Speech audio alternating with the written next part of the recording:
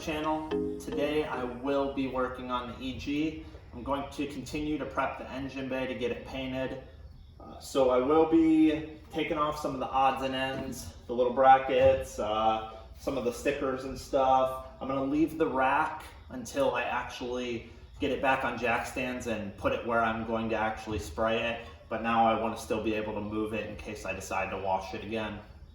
From there, I will sand it with 320 dry sandpaper. After that, I'm going to use primer, and then I will probably sand it again with 400 grit, just to make sure it's nice and smooth and it gives a good bite for the base and clear coat to stick.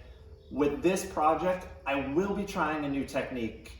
I'm always interested in doing things a little different way, but I always want the finished product to be the best it can be.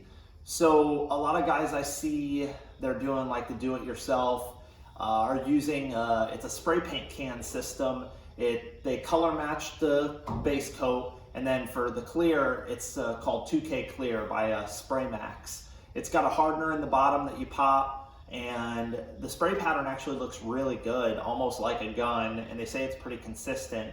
So with an engine bay, there's not too many flat, super smooth panels that you would really see the effect of not having like a constant spray pattern. So I'm gonna try it with this car because I really would like to see what the outcome is for myself. And I know there's a lot of other people out there who are like me that are really picky, but kind of don't always want to bust a spray gun out for something like this. So I figured it's worth a shot. Worst case scenario, I can always scuff it back up and spray it out of a gun. I need to spray a couple other panels with the gun out for this car, like the fenders, and I have a spare front bumper, so not a big deal. From there, hopefully next week it will be painted. I will document that as well, kind of show you the process that I use with those cans, and then get the motor in and really start getting this thing going. I really like to finish it by the end of the year. That's my goal, even if I don't get to drive it because of winter.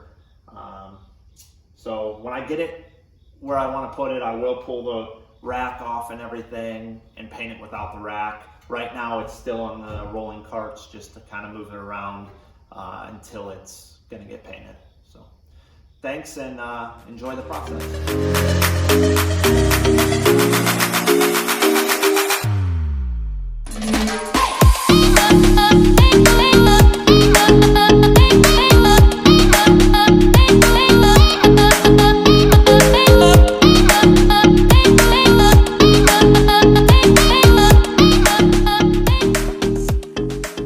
That's all I'm going to be able to get done today on the bay. I still have about half of it to sand, and then hopefully be able to shoot some primer on it. I do have an update on the E30. I am finalizing the plans for the electrical and getting together my material list.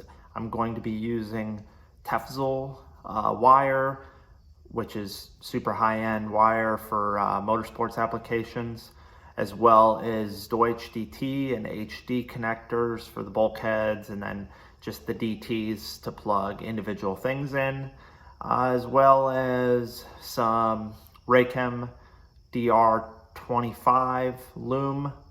And from there, hopefully it'll be here in a few weeks and I can start that. I am going to be jumping from project to project to kind of keep going. That's why I like doing two at once, because if you're waiting on something and you get burnt out, I can switch back and forth.